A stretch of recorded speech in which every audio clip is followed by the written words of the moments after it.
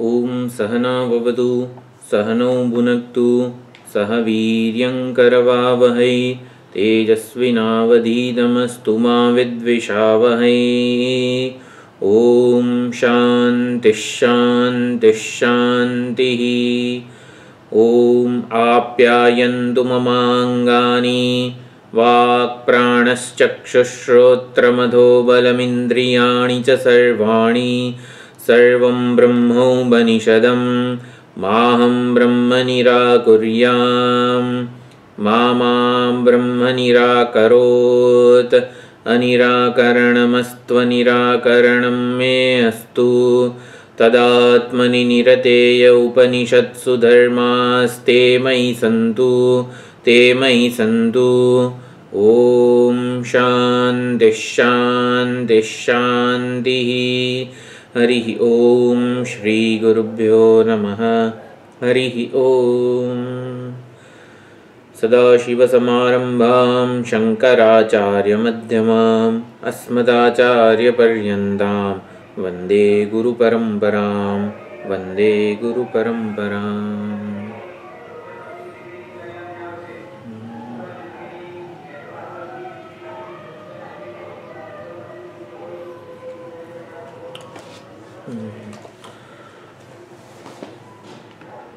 छांदोग्य उपनिषद एनो प्रथम अध्याय प्रथम खंड प्रथम मंत्र।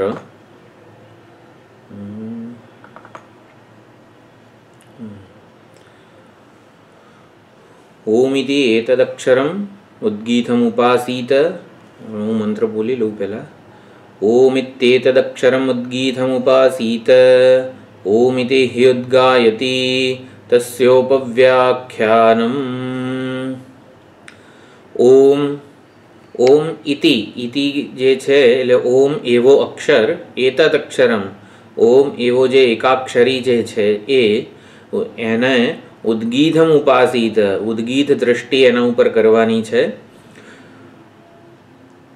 ओम इति हि उद्गायति सामवेदीओ ओम ए प्रमाणे ज ओमकार वडे ज उद्गान करे छे। तस्य उपव्याख्यानम उपव्याख्यानम एटले अहींया भाष्यकारे सुंदर एनु एना आ गुणो छे एनी आ विभूति छे एनी उपासना आ प्रमाणे करवी जोईए। आ प्रमाणेनी संपूर्ण विगत जे छे एने उपव्याख्यान एवं कहेवामां आवे छे।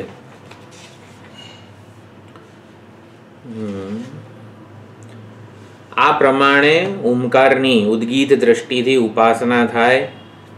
आ प्रमाणे एनी विभूति छे आवा एना गुणो छे अने आ एनुं फळ छे। आ प्रमाणे आ बधी विगतोने उपव्याख्यान कहेवामां आवे छे। आ उपव्याख्यान शब्द बीजे क्यांय आवेलो छे? सांभळेलो होय एवुं कंई?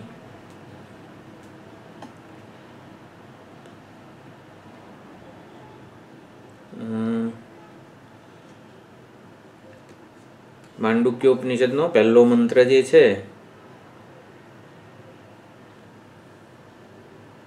एमां पण उपव्याख्यान शब्द आवेलो छे।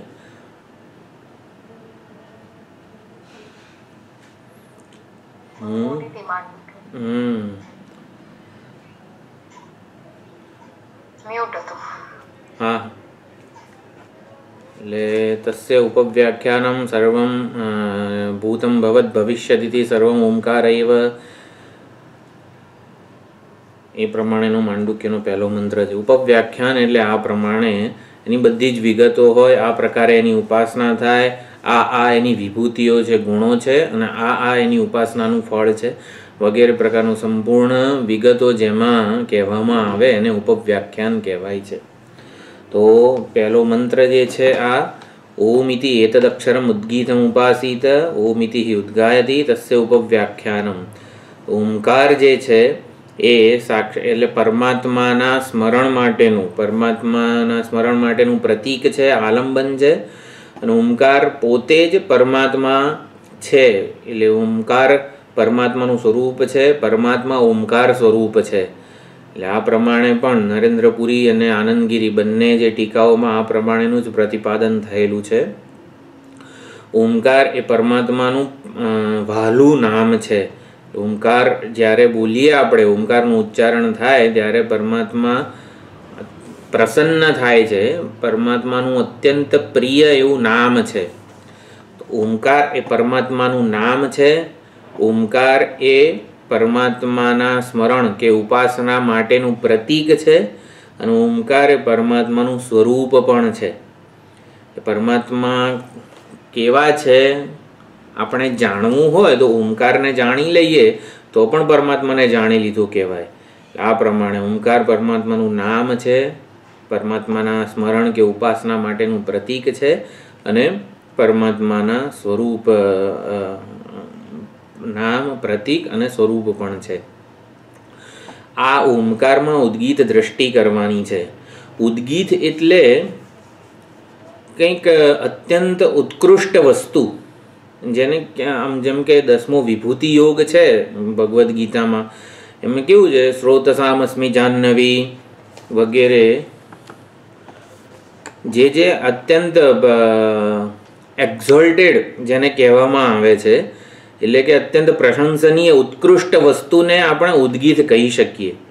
તો ઉદ્ગીત એટલે શું? બ્રહ્મ. બ્રહ્મ એટલે શું? અત્યંત ઉત્કૃષ્ટ, અત્યંત પરમ શ્રેષ્ઠ વસ્તુ, એને ઉદ્ગીત. તો હવે ઓમકારમાં ઉદ્ગીતની દ્રષ્ટિ કરવાની છે. ઓમકારમાં ઉદ્ગીતની ભાવના કરો. ઉદ્ગીત એટલે આપણે કીધું બ્રહ્મ એટલે શું? અત્યંત ઉત્કૃષ્ટ કંઈક પરમ વસ્તુ કે જે સામાન્ય કરતાં, જેમ કે વિભૂતિ યોગમાં બધું જ પણ શ્રોતસામ પુરોધસામ ચ મુખ્યમ મામ વિદ્ધિ પાર્થ, કે ગમે તે રીતે આ વસ્તુઓમાં હું અશ્વત્થ સર્વ વૃક્ષાણામ, પછી પર્વતોમાં હું હિમાલય છું, વૃક્ષોમાં અશ્વત્થ છું. તો શું અશ્વત્થ અત્યંત પવિત્ર છે, ઉપયોગી છે અને એને શ્રેષ્ઠ બુદ્ધ પરમાત્માને જોવા હોય બધા વૃક્ષોમાં તો અશ્વત્થમાં એ પરમાત્માના દર્શન થઈ શકે છે. તો એવી રીતે એને ઉદ્ગીત દ્રષ્ટિ કહેવાય. તો ઉદ્ગીત દ્રષ્ટિ એટલે શું? બ્રહ્મ દ્રષ્ટિ એટલે કે પરમાત્મા દ્રષ્ટિ, એટલે કે અત્યંત ઉત્કૃષ્ટ વસ્તુ જાણે કે છે આ ઓમકાર, એને એવી ભાવના કરવાની છે. એ ભાવના માટેનું આલંબન યુક્તિઓ ઉપનિષદો આપણને આગળના મંત્રોમાં આપે છે. એટલે ઓમકાર એ અક્ષર છે, નામ છે, મંગળ ધ્વનિ છે અને એમાં આ પરમાત્માનું સ્વરૂપનું પ્રતિપાદન પણ કરે છે.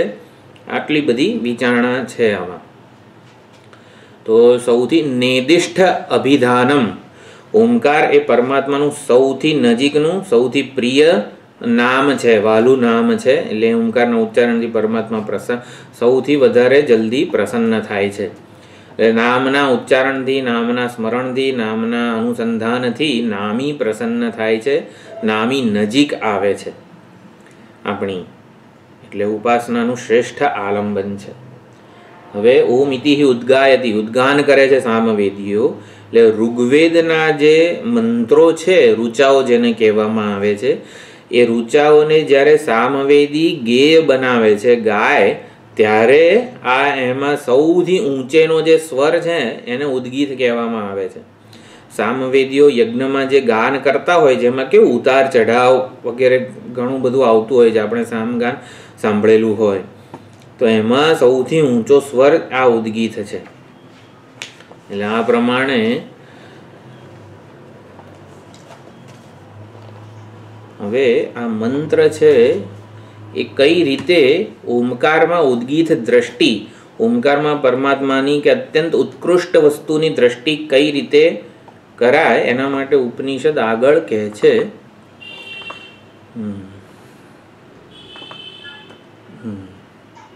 એમાં બીજો મંત્ર છે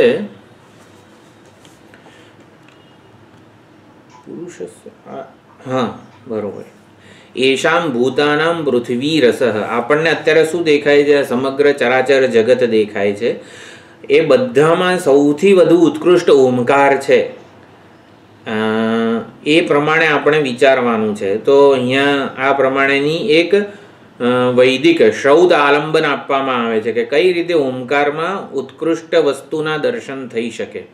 તો આ જેટલા પણ જગતમાં ચરાચર ભૂતો છે એ લોકોનો રસ, રસ એટલે શું? સારભૂત વસ્તુ, કે બધામાં સામાન્ય હોય અને બધામાં સૌથી વધારે એ વ્યાપ્ત હોય, એને રસ કહેવાય. તો રસ શું? બધા ભૂતોમાં પાર્થિવ ભૂતો છીએ બધા આપણે, એટલે પૃથ્વી આ બધા ભૂતોનો રસ છે. પૃથ્વીનો રસ શું છે? પૃથ્વી શેમાંથી બનેલી છે અથવા પૃથ્વીમાં વ્યાપ્ત શું છે? તો આપહ રસઃ, એટલે આપ એટલે જળ. એટલે પૃથ્વીનો રસ શું છે? આપ એટલે કે જળ છે. જળનો રસ શું છે? ઔષધિઓ. જ્યારે ઔષધિ જે છે, વનસ્પતિ ઔષધિઓ જે છે એ વાવેલી હોય ત્યારે પૃથ્વીમાંથી વિવિધ રસને એ ગ્રહણ કરે છે. જળ તત્વનું ગ્રહણ કરીને પોતે એ પ્રમાણે જે તે ગુણવાળી બને છે. તો અપામ રસઃ ઔષધયઃ, તો જળનો રસ ઔષધિઓ છે. ઔષધિઓનો રસ, આ બધી ઔષધિઓને પુરુષ ખાય છે, આ જીવાત્મા જે છે એ ખાય છે, અને પછી એમાં એ રસ જાય છે. એટલે ઔષધિઓનો રસ આ પુરુષ છે. પુરુષનો રસ શું છે? પુરુષ શેને લીધે ઓળખાય છે? અથવા તો પુરુષમાં રસરૂપ શું છે? તો એની વાણી. જેવી વાણી આપણે જેવી વાણીનું ઉચ્ચારણ આપણા વડે થાય છે એ પ્રમાણે આપણે ઓળખાઈએ છીએ. મધુરભાષી વગેરે જે હોય, કવિઓ કે સાહિત્યકારો હોય, તો કેવું એક સુંદર એ લોકોને પાસે વાણીનું એક વિલાસ આખો પ્રાપ્ત થયેલો હોય છે. તો પુરુષનો રસ શું છે? વાક. આ એક પ્રકાર, આમાં છે ને કંઈ લોજિક ના હોય, એટલે આ પ્રમાણે દર્શન ઉપનિષદો આપણને આપે છે. તો પુરુષનો રસ વાક છે. વાણીનો રસ ઋગ્વેદ છે. ઋક એટલે કે ઋચાઓ, ઋચાઓ એટલે ઋગ્વેદ. ઋગ્વેદનો રસ શું છે? ઋગ્વેદના જે ઋચાઓ છે, મંત્રો છે, એને જ્યારે સામવેદી ગાય, ગેય બનાવે ને ત્યારે એનું મહત્વ અત્યંત વધી જાય છે. એટલે ઋચાઓનો રસ સામ છે, અને સામ છે, અને સામનો રસ ઉદ્ગીત છે. એમાં સામવેદનું ઉચ્ચારણ જ્યારે થતું હોય ત્યારે પણ સૌથી ઊંચો સ્વર જે છે એ આ ઋગ્વેદ આ શું છે? ઉદ્ગીત છે. આમ બીજો મંત્ર સ એષ રસાનામ રસતમઃ પરમઃ પરાર્ધ્યઃ અષ્ટમઃ યદ ઉદ્ગીતઃ. તો ભૂત, પછી પૃથ્વી, પછી પૃથ્વીનો રસ જળ, જળનો રસ ઔષધિઓ, ઔષધિઓનો રસ પુરુષ, પુરુષનો રસ વાણી, વાણીનો ઋચાઓ, ઋચાઓનો સામ, અને સામનો રસ ઉદ્ગીત. અષ્ટમઃ યદ ઉદ્ગીત, આઠમો જે છે આ રસ એ ઉદ્ગીત છે. અને એ રસાનામ રસતમઃ, અત્યંત એ બધા રસનો રસ છે, સાર છે. બધા ભૂતોનો અંતિમ સારભૂત તત્વ શું છે? તો કે આ ઉદ્ગીત છે. એ પરમઃ એટલે કે પરમઃ એટલે શ્રેષ્ઠ છે, અતિશ્રેષ્ઠ છે, સૌથી ઉત્કૃષ્ટ છે, સૌથી વધુ પ્રશંસનીય વસ્તુ છે. પરાર્ધ્ય પરમાત્મ સ્થાનીય છે. અર્ધ્ય એટલે પર અને અર્ધ બે શબ્દો છે. પર અને અર્ધ. પર એટલે શ્રેષ્ઠ અને અર્ધ એટલે સ્થાન. તો પર પણ છે એટલે કે શ્રેષ્ઠ પણ છે, અને અર્ધ પણ છે એટલે કે સ્થાન યોગ્ય છે. એટલે પરમાત્મા હોવાને એ યોગ્ય છે. પરમાત્માની જેમ એ ઉપાસનીય છે, વર્ણનીય છે. પરમાત્માની જેમ જ એનું સ્મરણ વગેરે કરવું જોઈએ, અનુસંધાન કરવું જોઈએ. કોનું? ઉદ્ગીતનું. તો એવી રીતે આ પ્રમાણે આ ઉદ્ગીતની વિભૂતિ, ઉદ્ગીતની ઉપાસના, એના ગુણો વગેરે ઉપનિષદે કહેવામાં આવ્યા. એના જે આગળના મંત્રોમાં એના રસતમત્વ જે છે એ આગલા મંત્રમાં કીધું. પછી આ એ ઓમકાર જે છે સર્વ મંત્રોમાં વ્યાપ્ત છે, સર્વ વેદમાં વ્યાપ્ત છે, માટે વ્યાપ્તિ ગુણ એનો કીધેલો છે. અને પછી સમૃદ્ધિ 8મો મંત્ર છે, એમાં ઘણા બધા આપણા જે આચાર્યો ઓમ એવું આપણે જ્યારે ભિક્ષા વગેરે કંઈ પીરસતા હોઈએ તો જ્યારે અનુજ્ઞા આપવાની હોય કે હા ચલો પીરસો બધાને, ત્યારે ઓમ એવી રીતે કે અનુમતિ આપવા માટે પણ ઓમ એવું શબ્દનું ઉચ્ચારણ કરતા હોય છે. તો સમૃદ્ધિ એટલે કે આ પ્રમાણેની અનુજ્ઞા આપવા માટે પણ ઓમકારનું ઉચ્ચારણ થતું હોય છે. તો આ આખો જે પહેલો અધ્યાયનો પહેલો ખંડ, એમાં 1 થી 10 મંત્રો છે ઓમકારની ઉદ્ગીત દ્રષ્ટિથી ઉપાસના. એમાં 3 ગુણો કીધા, રસતમત્વ, વ્યાપ્તિ ગુણ અને સમૃદ્ધિ ગુણ. આ 3 પ્રકારના ગુણો ઓમકારના જે છે. ઓમકારનું આ પ્રમાણે ઉચ્ચારણ કે દ્રષ્ટિ પૂર્વકની ઉપાસના, જ્યારે ઓમકાર આપણે ઉચ્ચારીએ, ઓમકારનું ઉચ્ચારણ કરીએ, ઓમકારના જપ કરીએ, એનું ધ્યાન કરીએ, ત્યારે આ પ્રકારની દ્રષ્ટિ, આ પ્રકારની ભાવનાપૂર્વક ઓમકારના જપ કરવાના, તો એને ઉદ્ગીત દ્રષ્ટિપૂર્વક ઓમકારની ઉપાસના કરી કહેવાય. તો આ થોડોક આપણને પરિચય હોય, ભલે આ ઉપાસના ઉદ્ગીત વગેરે દ્રષ્ટિ અત્યારે કંઈ આપણા જીવનમાં પ્રસ્તુત નથી એવું લાગે, પણ છાંદોગ્ય ઉપનિષદ આની જે આપણે શરૂઆતના જે ક્લાસમાં બધી ચર્ચાઓ કરી ઉપાસનાનું મહત્ત્વ વગેરે, એ છાંદોગ્ય ઉપનિષદનું જે ભાષ્ય છે, સંબંધ ભાષ્ય, સૌથી પહેલા ભાષ્યનો જે ભાગ છે, એમાં ખાસી વિસ્તારપૂર્વક આ બધી ચર્ચા કરેલી છે કે અદ્વૈત જ્ઞાનનું પ્રકરણ છે છાંદોગ્ય ઉપનિષદ, તો એમાં 1 થી 5 અધ્યાય ઉપાસનાઓના કેમ આપવામાં આવેલા છે. તો એમ બધી આપણે પણ થોડી ઘણી ચર્ચા કરી. અદ્વૈત જ્ઞાનને ઉપકારક આ ઉપાસનાઓ છે. તો આપણા જીવનમાં આપણે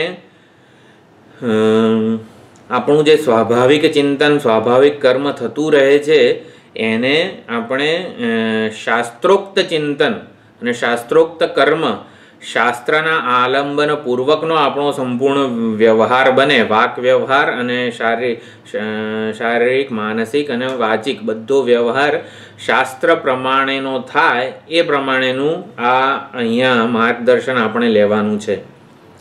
તો ઓમકારનો જપ ભલે અત્યારે કોઈ કરે છે, નથી કરતું, આપણે તો પૌરાણિક અત્યારે દેવતાઓનું પ્રાધાન્ય છે. ઓમ નમઃ શિવાય, ઓમ નમો ભગવતે વાસુદેવાય વગેરે પ્રકારના મંત્રોનું અનુષ્ઠાન થતું હોય છે.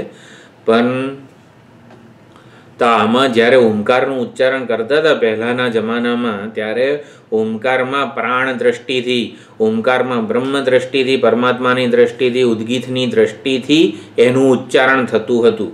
હવે આ બધું અત્યારે ભલે પ્રસ્તુત નથી આપણા જીવનમાં, આ પ્રમાણે થતું હતું પ્રાચીન કાળમાં. તો થોડીક એ વિગતો પણ આપણને જાણવા મળે. આ ઉપાસનાઓ એ પ્રમાણે જ એના ઉપર આપણે આ પ્રમાણે જ વિચાર કરેલો છે કે એ થોડું ઘણું પણ આપણને એક વિચાર ભાથું આપી જાય. જેમ કે કૃષ્ણ ભગવાન કે શંકર ભગવાનનું ચિંતન કરવું હોય તો આપણને એમના ગુણો ખબર છે, એમની ભક્તિ માટેના જે આલંબન કે જે વિચાર ભાથું ખબર છે આપણને, એવી જ દ્રષ્ટિ એવું કંઈક વિચાર ભાથું આપણને મળે કે વૈદિક કાળના ઋષિ મુનિઓ મંત્રાત્મક દેવતાઓનું સ્મરણ કે ઉપાસના કેવી રીતે કરતા હતા.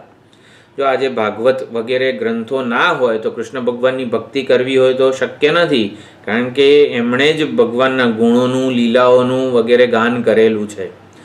તો વૈદિક કાળમાં કૃષ્ણ ભગવાનનું પ્રતિપાદન કેવી રીતે થતું હતું? તો કે મંત્રાત્મક દેવતાઓ જ હતા. વજ્રહસ્ત પુરંદરઃ, એમ પ્રમાણે વજ્રધારી ઇન્દ્ર છે. તો એવી રીતે ઇન્દ્ર ભગવાનનું કોઈ આમ ચિત્ર ખડું કરવાનું નહોતું, એટલે મંત્રાત્મક જ દેવતાઓ હતા. ઇન્દ્રાય સ્વાહા, ઇન્દ્રાય ઇદમ નમઃ વગેરે. ઇન્દ્ર જે દેવતા છે એની ઉપાસના માટે મંત્ર જે પ્રમાણેનું નિરૂપણ કરતા હોય એ જ રીતનું હતું. એટલે આ બધી ઉપાસનાઓ અત્યંત સૂક્ષ્મ અને એકાગ્ર બુદ્ધિ વ્યક્તિત્વની અપેક્ષા રાખે છે. આપણે થોડોક એનો જે અર્થ છે કે એ સમજવાનો પ્રયત્ન કરીએ છીએ, ભલે આ પ્રસ્તુત ન પણ લાગે આપણને. થોડી ઘણી ભાષ્યની જે ચર્ચા છે એ આપણે જોઈ લઈશું. આ ખાલી સામવેદી જ્યારે કોઈ પણ સકામ યજ્ઞ યાગ કરે ત્યારે એમાં સામવેદનું, સામ મંત્રોનું ઉચ્ચારણ સામ કરતો હોય છે. તો ઉચ્ચારણ કરતો હોય ત્યારે ઉદ્ગીત ભક્તિ એક જ્યોતિષ્ટોમ, ધારો કે એક યજ્ઞ છે જ્યોતિષ્ટોમ, શ્રૌત યજ્ઞ છે જ્યોતિષ્ટોમ, એમાં જે દેવતાઓ છે એનું પુરુષ સૂક્તમ હોય તો કેવી સ્તુતિ થયેલી છે પરમાત્માની, તો એવી રીતે જે તે દેવતા વિષયક આ જે છે અગ્નિ દેવતાનો કોઈ યજ્ઞ હોય તો એમની સ્તુતિ થયેલી હોય. તો એ સ્તુતિને ઉદ્ગીત ભક્તિરૂપ સ્તોત્ર કહેવામાં આવે છે. તો સામવેદમાં જેમ પુરુષ સૂક્તમ છે જે વેદમાં આવેલું હોય એવી રીતે સામવેદના જે સૂક્તો છે એ સૂક્તો જેમાં એ બધા એને ઉદ્ગીત સ્તોત્રો કહેવાય છે. એટલે યજ્ઞ યાગ કરતી વખતે ઉદ્ગીતનું ગાન કરવામાં આવે એટલે એ પ્રમાણે ઉતાર ચઢાવ વાળું ઓમકારનું જ્યારે ઉચ્ચારણ કરવામાં આવે એને ઉદ્ગીત ભક્તિરૂપ સ્તોત્ર કહેવાય. આ ઉ એમ કરીને જે ગાય છે બધા સામવેદીઓ એ ઉદ્ગીત ભક્તિ છે. એટલે એ પ્રમાણે એમાં એ જે ઓમકાર છે એનું જ ઉદ્ગીત દ્રષ્ટિથી એ લોકો ઉચ્ચારણ કરતા હોય છે આ પ્રમાણે. તો બૃહદારણ્યકમાં પણ ઉદ્ગીત એટલે શું? પ્રાણ એટલે કે પરમાત્માની દ્રષ્ટિ જ કરવામાં આવી હતી. એટલે કે અત્યંત ઉત્કૃષ્ટ વસ્તુ છે, અત્યંત પ્રશંસનીય વસ્તુ છે. જેમ કે અત્યારે પણ આપણે રુદ્રમ કે પુરુષ સૂક્તમ વગેરે સ્તોત્રો ગાવા હોય તો અત્યંત ઊંચા સ્વરે સ્પષ્ટ ઉચ્ચારણથી કોઈ ગાતું હોય, જેમ કે કોઈ જે કંઈ પણ પ્રસિદ્ધ છે ચલકારી બ્રધર્સ હોય કે ગમે તે, તો કેવું સાંભળવું પણ ગમે છે. અને એ અત્યંત સ્પષ્ટ હોય, વૈદિક ઉતાર ચઢાવ વાળા બધા સામવેદીઓ જ્યારે ગાય ત્યારે અત્યંત સાંભળવામાં પણ સારું લાગે. તો એ લોકોએ આ પ્રમાણે ઉપાસના જ્યારે કરી હોય ત્યારે જ આટલું સુંદર એ લોકો ગાઈ શકે છે. સામવેદીઓ જે રૂક મંત્રોને જે તે યજ્ઞમાં પરમાત્માના સ્તુતિ રૂપે ગાય છે ત્યારે આ પ્રમાણે ગાય છે. ઉચ્ચારણ એ લોકો આ ઓમકારનું જ કરે છે જે તે સ્તોત્રનું ગાન કરતા હોય, પરંતુ એ ઓમકારમાં દ્રષ્ટિ એ લોકો કેવી કેળવે છે કે એશામ ભૂતાનામ પૃથ્વી રસઃ પૃથિવ્યાહ આપઃ રસઃ. જે ઓમકારનું ઉચ્ચારણ કરે છે એમાં દ્રષ્ટિ એ લોકો રસ, આ ઓમકાર તો સર્વભૂતોનો રસ છે, રસતમઃ છે, સૌથી વધારે સારભૂત તત્વ છે બધાનું, બધામાં પરાર્ધ છે, પરમ છે. આ પ્રકારની દ્રષ્ટિપૂર્વક એ લોકો આ ગાન કરતા હોય છે. આપણે શું સમજવાનું? શ્રી કૃષ્ણાષ્ટકમ, જેમ કે કૃષ્ણ ભગવાનનું સ્તોત્ર આપણે ગાતા હોઈએ, શ્રી કૃષ્ણાષ્ટક છે, અચ્યુતાષ્ટક, ગમે તે આપણે જે કોઈ સ્તોત્ર ગાતા હોઈએ, શંકર ભગવાનનું મહિમ્ન સ્તોત્ર વગેરે ગાતા હોઈએ, ત્યારે જેની જે પ્રતિપાદ્ય અથવા તો જે સ્તુત્ય દેવતા છે એ જ પરમાત્મા છે, એ જ બ્રહ્મ છે, એ જ સૌથી ઉત્કૃષ્ટ છે, એ જ મહાદેવ છે, એ જ બ્રહ્મ છે. એવી દ્રષ્ટિપૂર્વક જ્યારે શિવ મહિમ્ન સ્તોત્રનું ઉચ્ચારણ થાય તો એ વધારે ફળ આપનારું બને છે. આપણે એમનેમ શિવ મહિમ્ન સ્તોત્ર શિવજીને એક દેવતા માનીને કરીએ અને શિવજીને પરમ તત્વ માનીને એ શિવ મહિમ્ન સ્તોત્રનું ઉચ્ચારણ કરીએ તો વધારે કયું સારું કહેવાય? શિવજીને પરમ તત્વ કે બ્રહ્મ કે અંતિમ સત્ય માનીને સમગ્ર જગતનું સારભૂત તત્વ અધિષ્ઠાન માનીને આપણે જ્યારે શિવ મહિમ્ન સ્તોત્રનું ગાન કરીએ તો એ ગાનનું એ આપણે શિવ મહિમ્ન સ્તોત્ર રૂપી ઉચ્ચારણ રૂપી કર્મનું મહત્વ અત્યંત વધી જાય છે. જો આપણે એમનેમ શિવ મહિમ્ન સ્તોત્ર ગાઈએ અને શિવજી જ મહાદેવ છે, સાક્ષાત પરમાત્મા છે, બ્રહ્મ છે, સમગ્ર જગતનું સારભૂત તત્વ છે, સમગ્ર જગતમાં વ્યાપ્ત છે, સમગ્ર જગતમાં અત્યંત સમૃદ્ધ વસ્તુ એ છે, અત્યંત સમૃદ્ધ એટલે અત્યંત મહત્વની વસ્તુ એ છે. આવી દ્રષ્ટિપૂર્વક શિવ મહિમ્ન સ્તોત્રનું ઉચ્ચારણ થાય તો એનાથી શિવજી પ્રસન્ન થાય અને એમનો અનુગ્રહ પ્રાપ્ત થાય. તો આ ઉપાસના કેવી છે? શિવ મહિમ્ન સ્તોત્રમાં આવી શિવજીમાં બ્રહ્મ બુદ્ધિ કે પરમાત્મા બુદ્ધિપૂર્વક આપણે જ્યારે આ વાચિક કર્મ કરીએ ત્યારે એ અત્યંત ઉત્કૃષ્ટ, જેમ કહેવાય ને કે એક્ઝોલ્ટ એટલે પ્રશંસનીય બની જાય છે. આ વસ્તુ સમજણ પડે છે ને? ઓમકારમાં ઉદ્ગીતની દ્રષ્ટિપૂર્વક ઓમકારનું ઉચ્ચારણ કરવું એટલે શું? તો આવી રીતે શિવ મહિમ્ન સ્તોત્રનું આપણે ઉદાહરણ લઈને સમજ્યા. તો ઓમકારમાં ઉદ્ગીત એટલે શું? ઉદ્ગીત એટલે અત્યંત ઉત્કૃષ્ટ વસ્તુ જેને પરમાત્મા કહેવાય. ઓમકાર પ્રાણ કહો, પરમાત્મા કહો કે બ્રહ્મ કહો. તો ઓમકારમાં આવી ઉદ્ગીતની દ્રષ્ટિ કરવાની છે, ઓમકારમાં પરમાત્માની દ્રષ્ટિ કરવાની છે. તો એ અહીંયા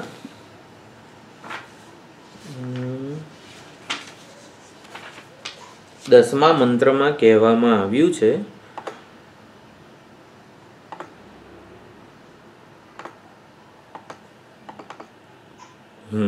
યદેવ વિદ્યયા કરોતિ શ્રદ્ધયા ઉપનિષદા તદેવ વીર્યવત્તરમ ભવતિ ઇતિ ખલુ એતસ્ય એવ અક્ષરસ્ય ઉપવ્યાખ્યાનમ ભવતિ.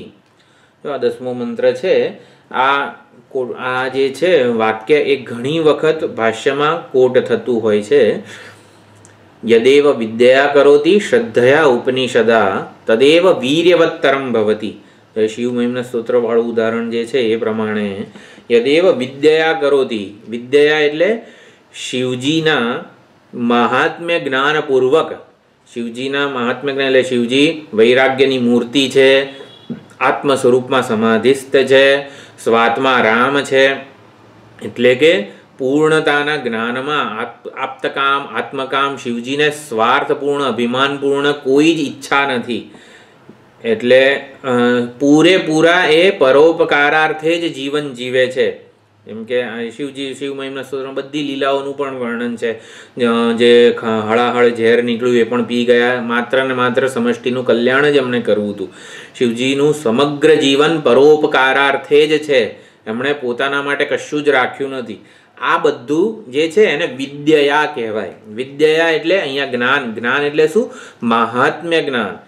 શંકર ભગવાનના આપણા જે ઈષ્ટ દેવતા છે એનું જ્ઞાન, એટલે કે એમના જે ગુણો છે એનું જ્ઞાન, અથવા અને શું કહેવાય મહિમા, મહાત્મ્ય જ્ઞાન પૂર્વસ્તુ સુદૃઢ સર્વતોધિક પ્રેમ ભક્તિરીતિ ખ્યાત. આ પ્રમાણે એટલે મહાત્મ્ય જ્ઞાન, એમની વિભૂતિ, એમના ગુણો, વૈરાગ્ય મૂર્તિ વગેરે જે કંઈ પણ આપણે એમના ગુણો ઉપાસીએ છીએ, ઉપાસ્ય ગુણો, એને વિદ્યા કીધું છે. વિજ્ઞાનથી એટલે કે એ પ્રમાણેના જ્ઞાનથી, શ્રદ્ધયા શ્રદ્ધાથી, શ્રદ્ધાપૂર્વક ઉપાસના, અને ઉપનિષદા, ઉપનિષદા એટલે પ્રેમ અથવા તો ભક્તિ. અહીંયા ઉપનિષદ વડે, જો વિદ્યા શ્રદ્ધયા ઉપનિષદા તૃતીયા વિભક્તિ છે, 3 શબ્દો. વિદ્યા એટલે મહાત્મ્ય જ્ઞાનપૂર્વક, મહાત્મ્ય જ્ઞાન વડે, શ્રદ્ધયા શ્રદ્ધાથી, શ્રદ્ધા સંપન્ન થઈને આ ઉપાસના કરવાની છે. એટલે શિવજીમાં આવી રીતે આ જ શિવજી આ સમગ્ર જગતનું સારભૂત તત્વ છે, ઉપાદાન છે, વ્યાપ્ત છે, વૈરાગ્ય મૂર્તિ છે વગેરે, એવી શ્રદ્ધાપૂર્વક, આસ્તિક્ય બુદ્ધિપૂર્વક, અને ઉપનિષદા, ઉપનિષદા એટલે ભક્તિપૂર્વક. ઉપનિષદનો અહીંયા વિવિધ અર્થ થાય છે. યોગેન યુક્ત એટલે દેવતા ધ્યાનેન યુક્ત. અહીંયા ઉપનિષદ એટલે ભક્તિપૂર્વક અથવા તો એક પ્રકારના બોન્ડિંગ, એક પ્રકારના પ્રેમપૂર્વક આપણે જ્યારે એમનું ચિંતન થાય, ઉપાસના થાય, ત્યારે તે વીર્યવત્તરમ, વીર્યવત્તરમ એટલે વધારે ફળ આપનારી થાય છે. એથી કહ્યું એતસ્યૈવ અક્ષરસ્ય ઉપવ્યાખ્યાનમ, આ ઓમકારનું ઉપવ્યાખ્યાન છે. જો ઓમકારની ઉપાસના ખબર નહીં કઈ રીતે, એટલે આ અત્યારે પ્રસિદ્ધ છે કે નહીં, પરંતુ આપણે આપણી રીતે અત્યારે આપણે શંકર ભગવાન છે, કૃષ્ણ ભગવાન છે, રામ ભગવાન છે વગેરેના સ્તોત્રોનું જ્યારે પણ આપણે અનુષ્ઠાન વગેરે કરતા હોઈએ ત્યારે આ બધું યાદ રાખીએ. યદેવ વિદ્યા કરોતિ શ્રદ્ધયા ઉપનિષદા તદેવ વીર્યવત્તરમ ભવતિ. આ વીર્યવત્તરમ આપણું જે આ કર્મ છે, શિવ મહિમના સ્તોત્રનું પારાયણ હોય કે લઘુરુદ્ર વગેરે જે કંઈ પણ આપણે 11 વાર ઉપનિષદો, 11 વાર રુદ્રમ બોલીએ વગેરે જે પણ કંઈ કરીએ, આપણું જે કંઈ પણ કર્મ હોય એ વીર્યવત્તરમ અધિક ફળ આપનારું ક્યારે બને? શ્રદ્ધયા ઉપનિષદા અને વિદ્યા જ્યારે એ થતું હોય ત્યારે. તો વિદ્યા શ્રદ્ધયા ઉપનિષદા એટલે શું એ આપણે સમજ્યા. મહાત્મ્ય જ્ઞાનપૂર્વક એટલે આપણું કર્મ હંમેશા, આ ઉપાસના શું કરે છે? આપણા કર્મને ઈશ્વર સાથે જોડી આપે છે. આપણે આપણું કર્મ, વાચિક કર્મ, માત્ર ને માત્ર કર્મ રહેતું નથી. જો આ ઓમકારમાં ઉદ્ગીત દ્રષ્ટિથી ઉપાસના કરવાની છે, એટલે આપણે તો આપણા જીવનમાં શું કરવાનું છે એ જ સમજવાનો પ્રયત્ન કરીએ છીએ. આપણે આપણો રોજબરોજનો જે જીવન વ્યવહાર છે એમાં ઓમકારમાં ઉદ્ગીતની દ્રષ્ટિ વગેરે છે કઈ રીતે લાગુ પાડી શકીએ એ પ્રમાણે વિચારણા આપણે કરીએ છીએ. એના વધારે વિગતોમાં જતા નથી આપણે. વિગતો જેટલી યુક્તિઓ, કંઈક જોડાણ, નામનું નામી સાથે જોડાણ આપનારી થોડી ઘણી યુક્તિઓ ઉપનિષદમાં આપેલી છે. તો એનો આપણે આધાર લીધો. પૃથ્વીનો રસ આ જળ છે, જળનો સમગ્ર ભૂતોનો રસ પૃથ્વી, પૃથ્વીનો રસ જળ, જળનો રસ ઔષધિ, ઔષધિનો રસ પુરુષ, પુરુષનો રસ વાણી, વાણીનો રસ રુચાઓ, રુચાઓનો રસ સામ, સામનો રસ ઉદ્ગીત. તો આ એક યુક્તિ થઈ. તો આ પ્રમાણે એકાદી યુક્તિ કે કંઈક વિચાર ભાથું આપણને મળી જાય એવી એકાદી યુક્તિ કે વિચાર ભાથું આપણે લઈશું આ ઉપાસનાઓમાંથી. અને આ ઉપાસનાઓ કઈ રીતે જીવનમાં આપણા જે રોજબરોજના કર્મો છે એને ઈશ્વર સાથે જોડી આપે એ પ્રમાણેની વિચારણા આપણે કરીએ છીએ. તો યદેવ આ પણ વાક્ય હંમેશા યાદ રાખવાનું. યદેવ વિદ્યા કરોતિ શ્રદ્ધયા ઉપનિષદા તદેવ વીર્યવત્તરમ ભવતી. તો આ પ્રમાણે આ છે મંત્ર ઉદ્ગીત, ઓમકારમાં ઉદ્ગીતની દ્રષ્ટિ. એટલે શિવ મહિમા વિદ્યા મહાત્મ્ય જ્ઞાનપૂર્વક આપણે જે કીધું, તો જ્યારે શિવ મહિમના સ્તોત્રનું ગાન કરતા હોઈએ, પારાયણ કરતા હોઈએ, ત્યારે દરેક મંત્રોનો અર્થ પણ આપણને ખબર હોવી જોઈએ. એને પણ વિદ્યા મંત્રાર્થ ખબર હોવી જોઈએ. હરિસ્તે સાહસ્રમ કમલવલી માધાય પદયો, કોઈ પણ શ્લોક હોય એ શ્લોક આવે એ પહેલાં એ આખો જે શ્લોકનો તાત્પર્યાર્થ હોય છે એ પણ આપણને ખબર હોય.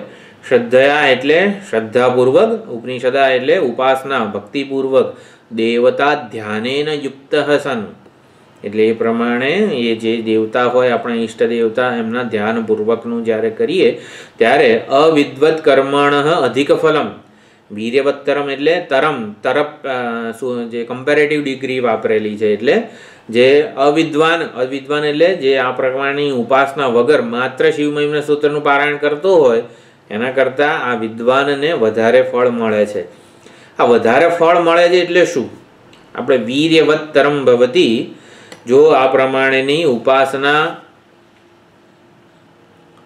પૂર્વક જ્યારે ગાન કરવામાં આવે, વીર્યવત્તરમ ભવતી આપણે સમજવું છે થોડું. તો કઈ રીતે સમજી શકાય? થોડુંક કંઈક આમ વિચારવું હોય તો માત્ર શિવ મહિમના સ્તોત્રનું પારાયણ કરી જઈએ અને આપણે આવી રીતે વિદ્યા, શ્રદ્ધયા, ઉપનિષદા મહાત્મ્ય જ્ઞાનપૂર્વક, મંત્રાર્થપૂર્વક, શ્રદ્ધા અને ભક્તિથી યુક્ત થઈને શિવ મહિમના સ્તોત્રનું પારાયણ કરીએ તો ઓલા સાદા કરી જઈએ એના કરતાં વધારે ફળ મળે. એટલે શું? અંતઃકરણ શુદ્ધિ થાય. પછી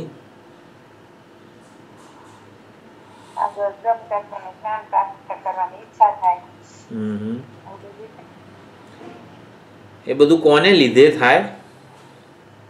હા,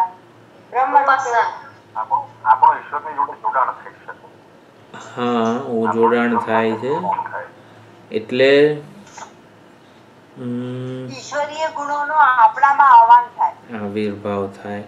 પણ એ હા ચાલો બહુ સરસ છે. એ બધું થાય કોના લીધે? ઈશ્વરનો અનુગ્રહ પ્રાપ્ત થાય. ઉપાસનાઓ ઈશ્વરનો અનુગ્રહ પ્રાપ્ત કરે. હવે ઈશ્વરનો અનુગ્રહ બધું કામ કરે. અંતઃકરણ શુદ્ધિ કરાવે, જોડાણ કરી આપે, એ શિવજીના ગુણોનો આપણામાં આવિર્ભાવ કરાવી આપે. શું કરે છે? બધું ઈશ્વરનો અનુગ્રહ કરે છે. તો આ જે વિદ્યા, શ્રદ્ધયા, ઉપનિષદા જે છે વીર્યવત્તરમ ભવતી, કઈ રીતે ઈશ્વરનો અનુગ્રહ પ્રાપ્ત કરાવી આપે છે. અને આપણા માટે એ સૌથી વધારે અગત્યનું છે.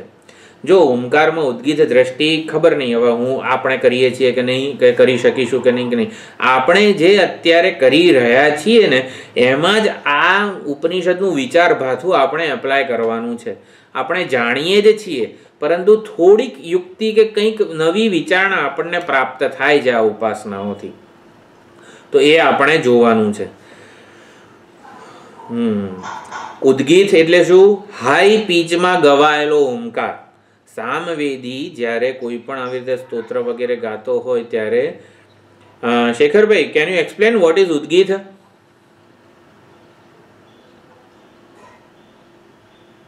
नहीं, अनम्यूट करके बोलो.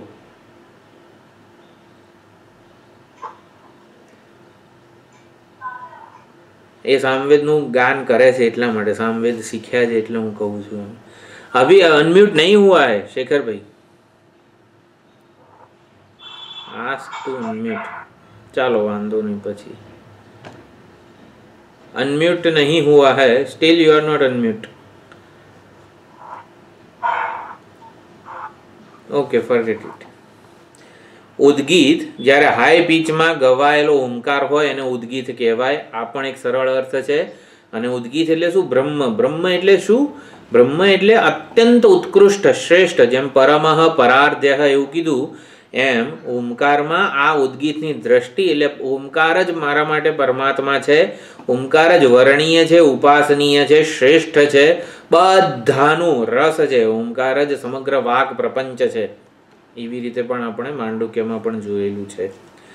તો અહીંયા રસતમત્વ ગુણ વિશિષ્ટ ઉદ્ગીત ઉપાસના, આપતી ગુણત્વ એટલે ઓમકાર જે છે એ ક્યારે આપણે સામવેદી અત્યંત હાઈ પીચમાં ઓમકાર ક્યારે ગાઈ શકે? એની વાણી એને સાથ આપે અને એનો પ્રાણ એને સાથ આપે. તો વાક અને પ્રાણ આ બંનેનો જ્યારે સુભગ સંયોગ થાય, શક્તિ જેને પ્રાણ શક્તિ જેને કહેવામાં આવે છે ને, આ વૈદિક મંત્રોનું ઉચ્ચારણ કરવા માટે પણ પ્રાણ આપણો એકદમ પ્રબળ હોવો જોઈએ, પ્રાણ શક્તિ. તો વાક અને પ્રાણ, તો આ સામવેદી જ્યારે આ કોઈ પણ જ્યોતિષ્ટોમ વગેરે કર્મ દરમિયાન ઉદ્ગીત ગાન કરે છે, જ્યોતિષ્ટોમને આપણે કોઈ પણ સત્કર્મ સાથે સરખાવી શકીએ. આપણે કોઈ પણ સત્કર્મ કરીએ અથવા એક મિનિટ કેમ ગયું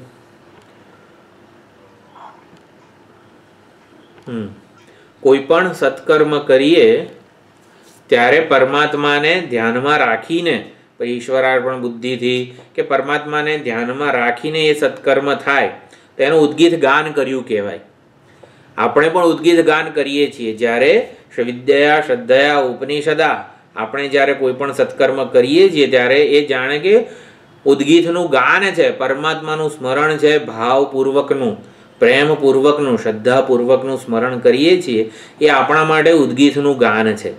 તો સામવેદી માટે ઉદ્ગીતનું ગાન એટલે શું? જ્યોતિષ્ટોમ વગેરે જે કંઈ પણ કર્મો થતા હોય ત્યારે એનું વાક અને પ્રાણનું જ્યારે સંયુક્ત થાય અને એ અત્યંત ઊંચા સ્વરમાં ઉદ્ગીતનું ગાન કરે ત્યારે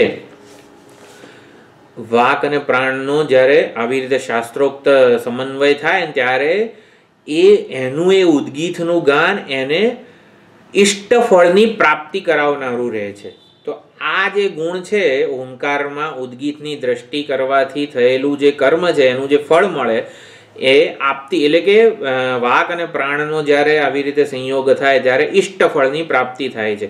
જ્યોતિષ્ટોમ વગેરે યજ્ઞ હોય તો સકામ કર્મ હોય તો એ પ્રમાણેની એને ઇષ્ટ ફળની પ્રાપ્તિ થતી હોય છે. એટલે આ આપતી ગુણ વિશિષ્ટ ઓમકારની ઉપાસના એટલે કે ઓમકારમાં ઉદ્ગીતની ભાવના કરવાથી જે કર્મ થતું હોય એ વખતે આ દ્રષ્ટિ જાળવી રાખીએ તો જે ફળ મળે એટલે આપણી સંપૂર્ણ ઈચ્છાઓ પૂરી થાય. જે ઈચ્છાથી આપણે જે કંઈ કર્મ કર્યું હોય જ્યોતિષ્ટોમ વગેરે તો સ્વર્ગ વગેરેની જે ઈચ્છા રાખી હતી એ આપણને પ્રાપ્ત થાય. એટલે વેલ વિશર અને ફૂલફિલર ઓફ ઓલ ધ ડિઝાયર એવું કહેવાય છે. આ ઓમકારમાં ઉદ્ગીત દ્રષ્ટિપૂર્વકની ઉપાસના જ્યારે થાય ત્યારે આપતી ગુણ વિશિષ્ટ આ ઓમકાર છે કે આપણી જે ઈચ્છાઓ હોય એ પણ પૂરી કરે અને આપણું હિત પણ કરે.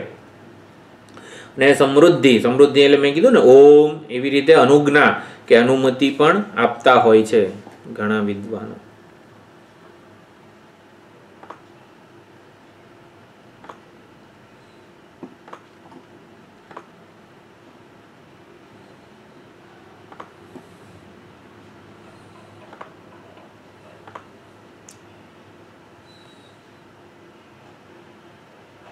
Recording in progress.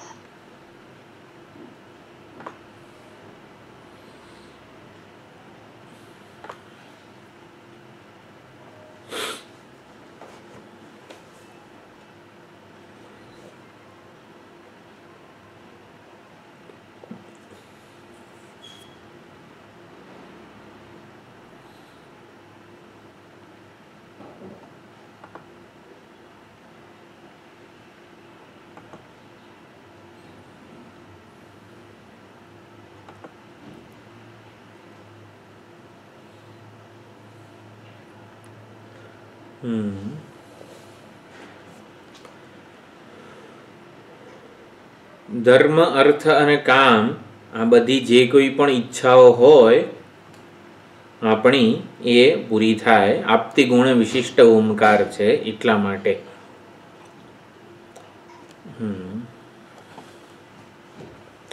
આ ઉપાસના માટે ઇમેજિનેશન પાવર એકદમ હોય, પોએટિક માઇન્ડ હોય તો ઉપાસનાનો પણ આનંદ લઈ શકીએ આપણે.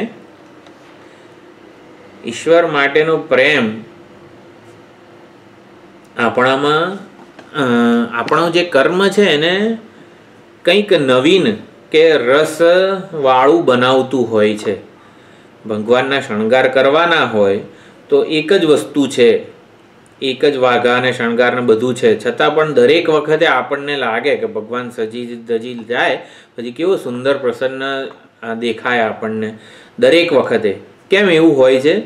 કારણ કે દરેક વખતે એનું જે અનુગ્રહ મળે આપણને, આપણી ઉપાસના કેવી છે ને દરેક વખતે જુદી હોય, દરેક વખતે જોડાણ જુદું હોય, માટે આપણને જુદું ફીલ થાય એ વખતે. એટલે આ ઉપાસના ઈશ્વરનું આપણામાં પ્રવેશ કરાવી આપે છે અને આપણો જે સંબંધ છે ઈશ્વર સાથેનો એ જોડી આપે છે. એટલે રસતમત્વ, આપતિ ગુણત્વ અને સમૃદ્ધિ ગુણત્વ આ ત્રણ ગુણથી વિશિષ્ટ ઓમકારમાં ઉદ્ગીતની દ્રષ્ટિપૂર્વકની આ ઉપાસના. મેં કીધું વાણી અને પ્રાણ, તો પ્રાણ જ મારા ઉપાસક આવી દ્રષ્ટિ રાખે છે. જ્યોતિષ્ટોમ યજ્ઞ કે કોઈ પણ યજ્ઞ કરતી વખતે સામવેદી જ્યારે આ ગાન કરે છે સામ મંત્રોનું, ઉદ્ગીતનું, ઓમકારનું, એટલે કે એમાં કોઈક સૂક્ત ગાય છે, જેમ કે પુરુષ સૂક્તમ. તો પુરુષ સૂક્તમ સામવેદી ગાય ત્યારે જુદી રીતે ગાય, એ સામવેદના ઉતાર ચઢાવ સાથે ગાય. એ વખતે એ આ દ્રષ્ટિ કેળવે છે. જે મંત્રોમાં ઓમકાર જ રસતમ છે, આપતી ગુણ છે અને સમૃદ્ધિ ગુણ વાળો છે, એ રીતે એ દ્રષ્ટિપૂર્વક ઉપાસના કરે છે. એ ઉપાસનામાં એના વાણી અને પ્રાણ જોડાયેલા છે.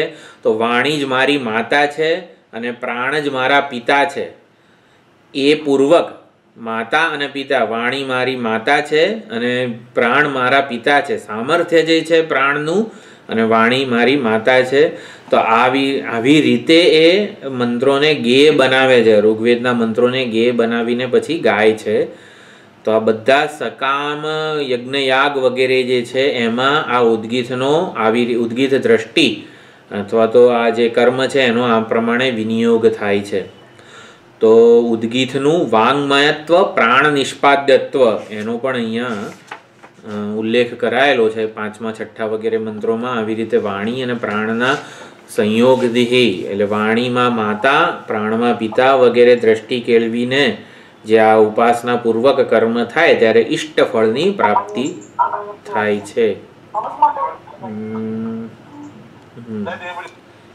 ઓકે, તો ઉદ્ગીતની આ પ્રમાણેની ઉપાસના એનો વિચાર કર્યો. હવે 3જા અધ્યાયમાં જો મોટા ભાગની જે કામની એટલે કે આપણને આવું કંઈક વિચાર ભાથું આપી જાય વગેરે જે ઉપાસનાઓ છે એ લીધેલી છે.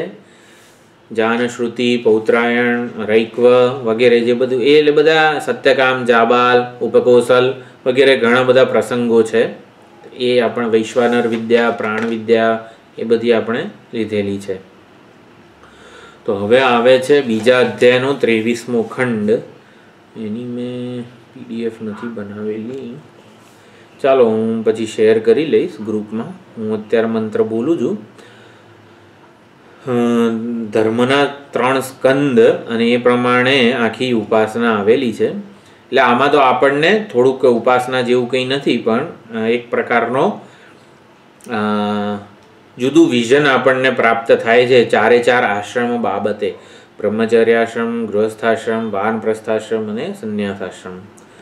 તો બીજા અધ્યાયનો 23મો ખંડ અને પહેલો મંત્ર છે 2:23-1.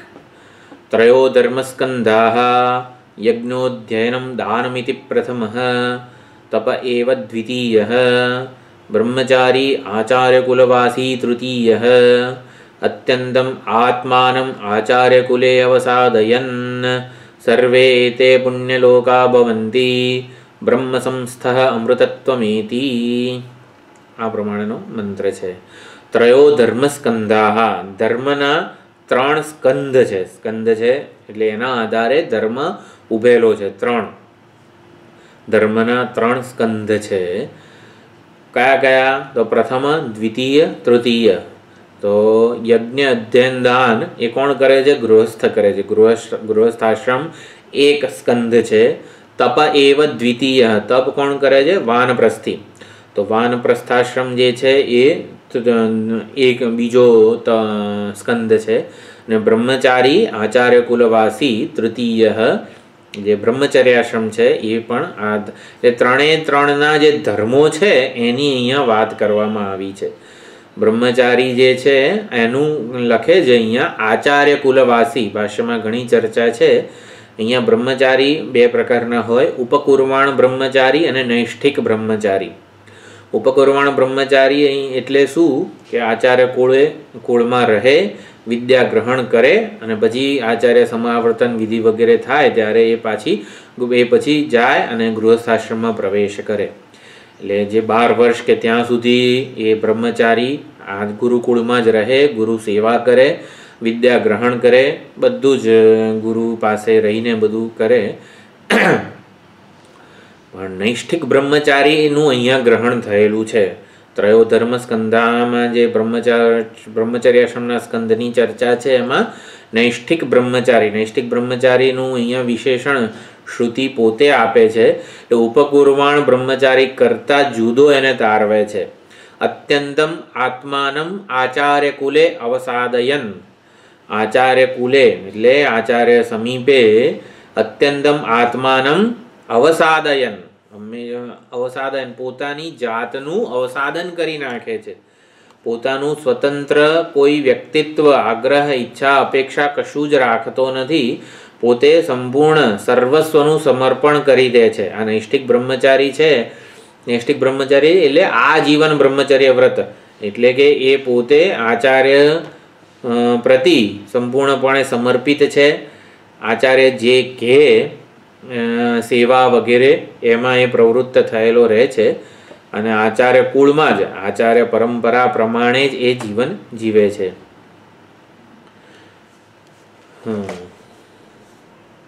ગુરુ સ્થાનમાં રહેવાનો, આચાર્ય સ્થાનમાં રહેવાનો જેનો સ્વભાવ છે આચાર્ય કુલવાસી કીધો છે નૈષ્ઠિક બ્રહ્મચારીને. એટલે એમાં તત્પર છે અને નૈષ્ઠિક બ્રહ્મચારીનું જ અહીંયા ગ્રહણ થયેલું છે. આશ્રમ સેવા, આશ્રમ નિવાસનું અહીંયા મહત્વ છે. નૈષ્ઠિક બ્રહ્મચારીના પક્ષે આશ્રમ નિવાસ દરમિયાન કેવું પોતાના રાગદ્વેષ સમર્પણ કર. ગુરુને સમર્પિત છીએ એટલે શું? પોતાના રાગદ્વેષનું સમર્પણ કરેલું છે. પોતાના આગ્રહો, પોતાની અપેક્ષાઓ, આમ હોવું જોઈએ, આમ ન હોવું જોઈએ વગેરે ગુરુને સમર્પિત જીવન જીવે છે. એટલે શું? રાગદ્વેષનું સમર્પણ કરેલું છે. એ ખાસ અહીંયા સમજવાનું છે. એટલે ગુરુ સંતુષ્ટ થાય, પ્રસન્ન થાય અને પછી જે વિદ્યાનો ઉપદેશ આપે, ગુરુ રોજ અધ્યયન તો કરાવે જ છે, સવાર સાંજ ક્લાસ લે જ છે, પરંતુ પ્રસન્ન, વિશેષ રૂપે પ્રસન્ન થઈને આપણી જિજ્ઞાસા, આપણા વૈરાગ્યથી જ્યારે વિશેષ રૂપે પ્રસન્ન થઈને જે વિદ્યાનો ઉપદેશ આપે એનાથી આપણું કલ્યાણ થતું હોય છે. બધા રહસ્યો ખુલી જતા હોય છે. જો ગુરુનું તો કામ જ છે વિદ્યાદાન, એટલે કે વિદ્યાનો ઉપદેશ આપવો. પણ એ જે ઉપદેશ આપે છે વિદ્યા, એનાથી આપણા માટે શાસ્ત્રોના રહસ્યો બધા ખુલી ક્યારે જાય? જ્યારે આપણે આપણી જિજ્ઞાસાથી, આપણા વૈરાગ્યથી એમને વિશેષ રૂપે પ્રસન્ન કર્યા હોય. આ ગુરુને વિશેષ રૂપે પ્રસન્ન કર્યા હોય એવું ક્યાંય આપણે ઉદાહરણ છે ખરું? બીજું આમ સાંભળેલું હોય એવું આપણા ગ્રંથોમાં, ઉપનિષદોમાં ઘણી વાર આવેલી છે આ ચર્ચા. એટલા માટે હું તો પૂછું છું. મ્યુટ. હા, વિશેષ રૂપે એટલે આપણી જિજ્ઞાસા આપણા વૈરાગ્યને જોઈને, જો ગુરુ પ્રસન્ન જ હોય છે, એ તો પૂર્ણ કામ છે, આપ્ત કામ છે, આત્મકામ છે, એમને કંઈ શિષ્યએ પ્રસન્ન કરવાની જરૂર નથી. વિશેષ રૂપે ક્યારે પ્રસન્ન થાય ગુરુ? આપણી જિજ્ઞાસા આપણા વૈરાગ્યને જોઈને વિશેષ રૂપે પ્રસન્ન થાય છે. વિશેષ રૂપે પ્રસન્ન થયા હોય કોઈ ગુરુ, આપણા શાસ્ત્રોમાં આપણે જે ભણી ગયા છે એ ઉપનિષદોમાં કંઈ કોઈ દ્રષ્ટાંત ઉદાહરણ? જનક રાજા યાજ્ઞવલ્ક્ય, કોઈ પ્રસંગ કોઈ તો ભાઈ આમ કંઈક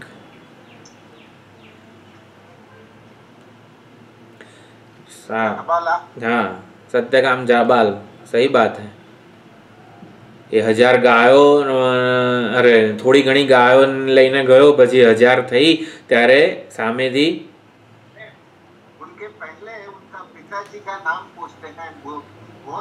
નો નહીં, મેં કીધું કે વિશેષ રૂપે પ્રસન્ન થઈને જે વિદ્યા આપે એનાથી બધા રહસ્યો ખુલે આપણા માટે, એ ઉદાહરણ.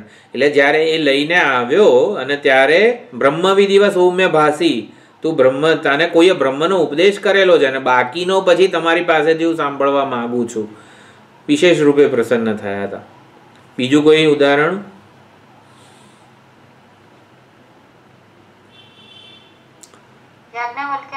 હા, એવું કંઈક કહેવું પડે, આમ ખાલી નામ બોલી જાય એવું નહીં. કયા પ્રસંગ હે આ વિશેષ રૂપે પ્રસન્ન થયા હતા યાજ્ઞવલ્ક્ય?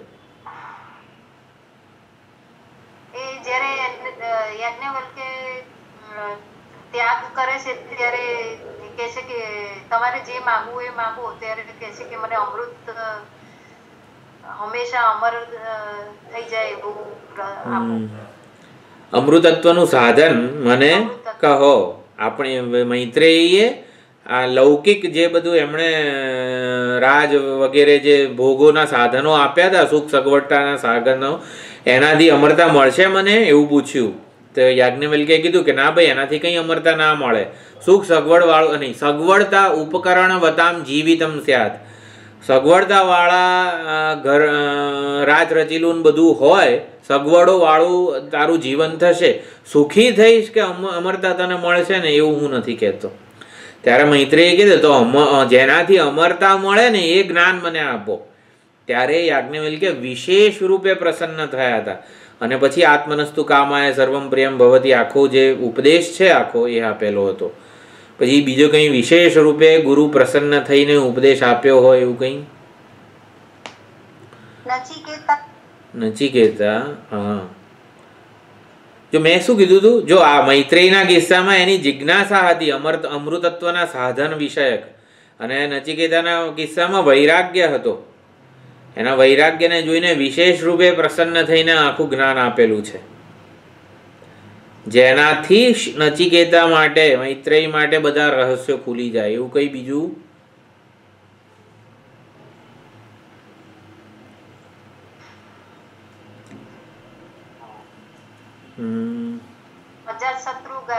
એવું નહીં, એવું કઈ પ્રસંગ નહીં. એવું અર્જુન ને કૃષ્ણ ભગવાન અશોચાનંદ શોચસ્વમ વિશેષ રૂપે પ્રસન્ન થાય. અર્જુનના વૈરાગ્ય, શરણાગતિ શું છે? શાધિમામ ત્વામ પ્રપન્નમ, બધું જ કાર્પણ્ય દોષોપહત.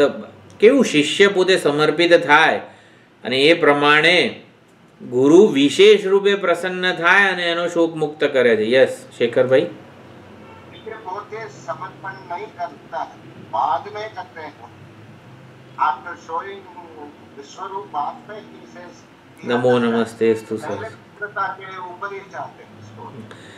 पहले व्यावहारिक उपदेश वो दूसरा सेकंड अध्याय में क्लैब्यम मासमा गमक पार्थ वगैरह जैसे दिया था उसको, बाद में ऐसे विशेष रूपे प्रसन्न था. तो આવી રીતે નૈષ્ઠિક બ્રહ્મચારી ગુરુને સંતુષ્ટ કરે, પ્રસન્ન કરે. કઈ રીતે? પોતાની વિશેષ જિજ્ઞાસા અને વૈરાગ્યની તીવ્રતા પ્રગટ કરે છે.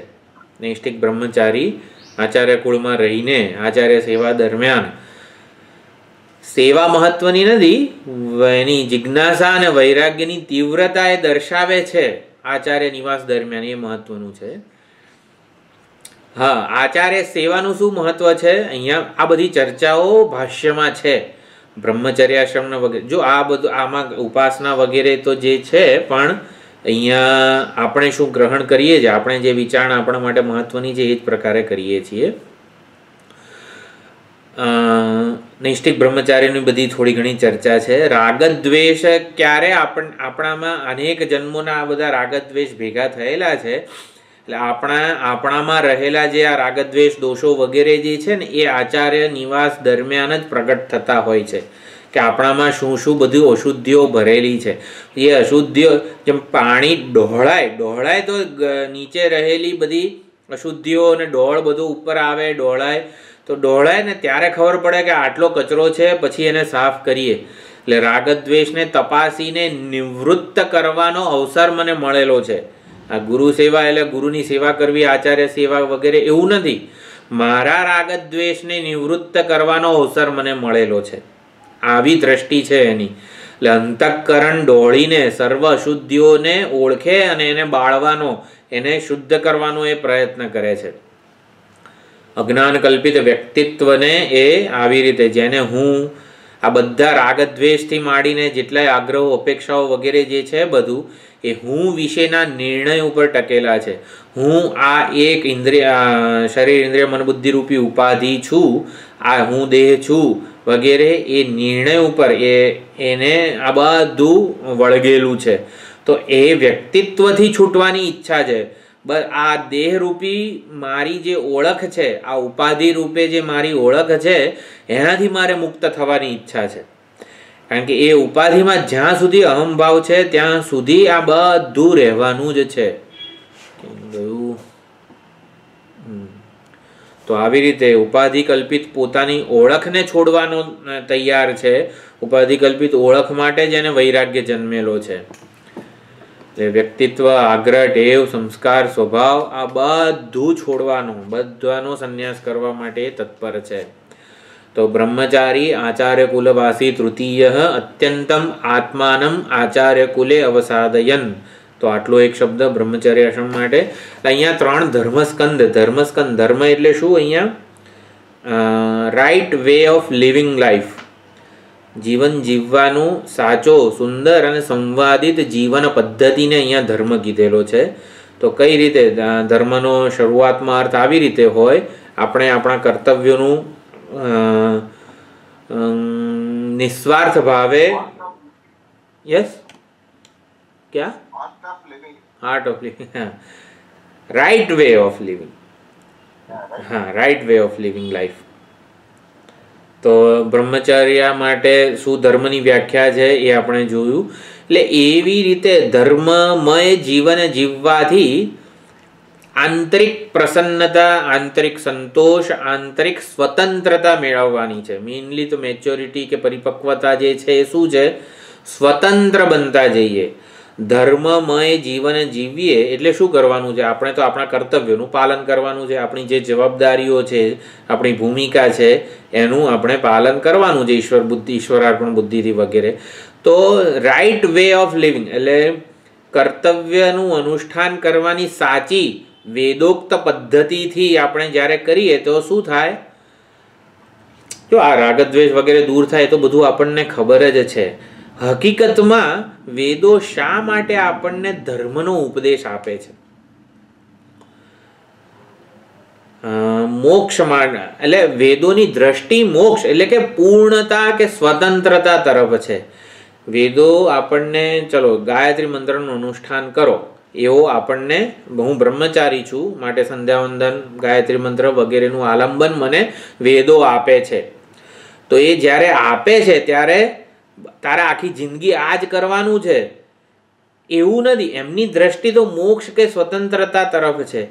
જે આલંબન આપે છે એ આલંબનની જરૂરિયાત ન રહે છેવટે.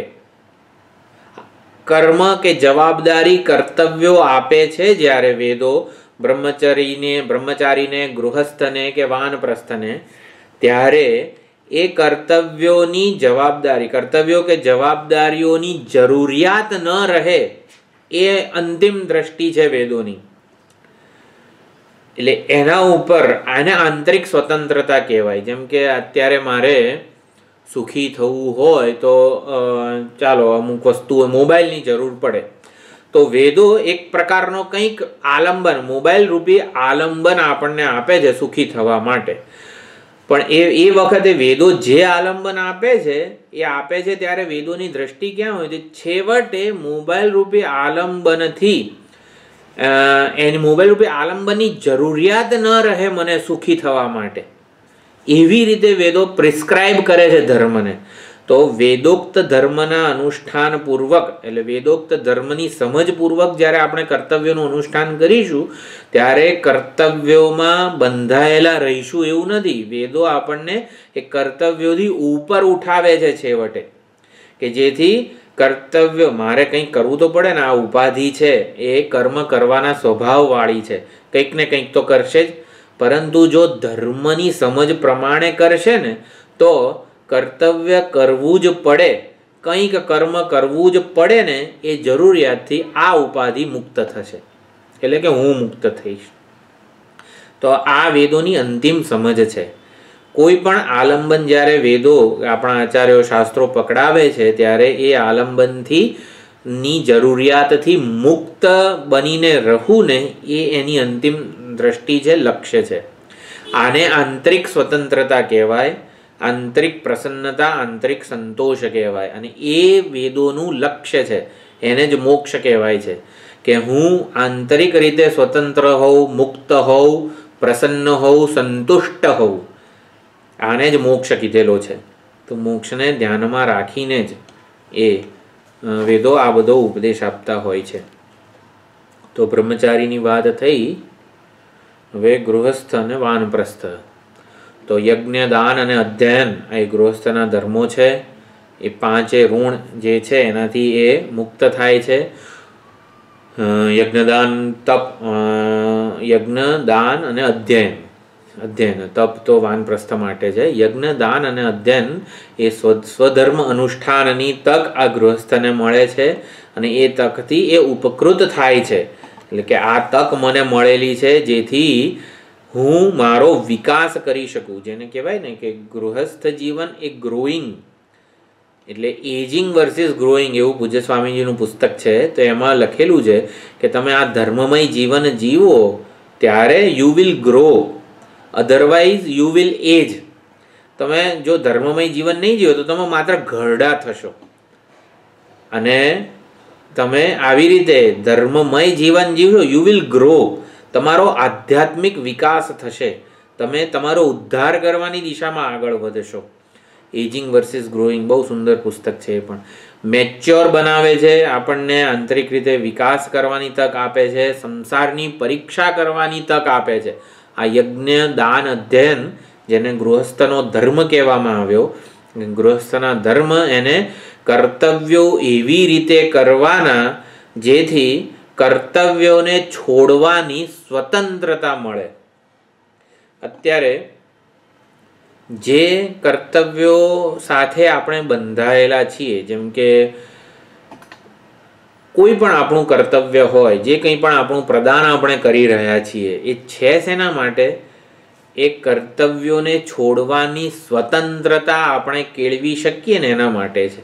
જો ધર્મમય, ધર્મને ધ્યાનમાં રાખ, વેદોક્ત ધર્મ શાસ્ત્રોએ પ્રિસ્ક્રાઇબ કરેલા કરે એ રીતે જ્યારે આપણે કર્તવ્યો, ગૃહસ્થ જ્યારે કર્તવ્ય કર્મ કરે ત્યારે એ ગૃહસ્થ આંતરિક રીતે મેચ્યોર, સ્વતંત્ર, મુક્ત થાય.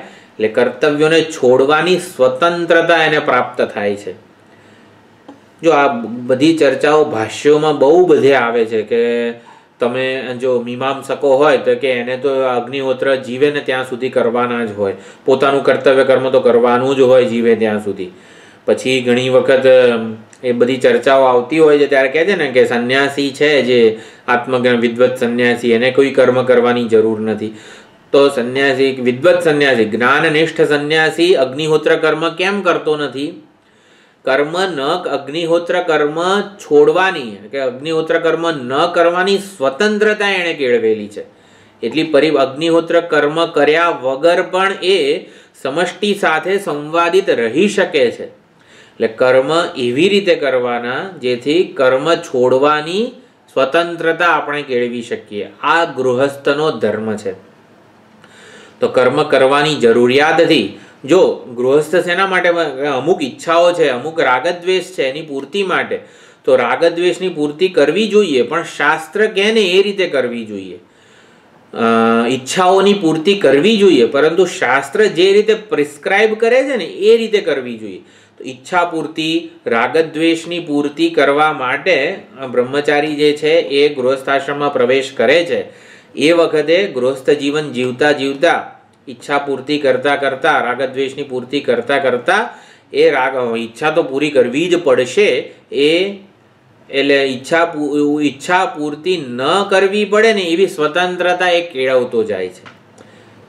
ગૃહસ્થ જીવન આના માટે છે કે ઈચ્છા પૂર્તિ કરવાની જરૂરિયાત ન રહે મને, રાગદ્વેષ પૂરા થાય જ એ અપેક્ષા ન રહે મને, એના માટે ગૃહસ્થ જીવન છે. તો રાગદ્વેષને સંતોષવાની, ઈચ્છાની પૂર્તિની જરૂરિયાતથી મુક્તિ મળી જાય છે. પછી વાનપ્રસ્થ અને સંન્યાસ, આ બે હજી ટોપિક છે, એ લોકોનો જે ધર્મ છે. તો સુંદર સમજ આપે છે. એટલે આવા મુખ્ય જે વિષય વસ્તુઓ છે એ મેં લીધેલી છે દરેક અધ્યાયમાંથી.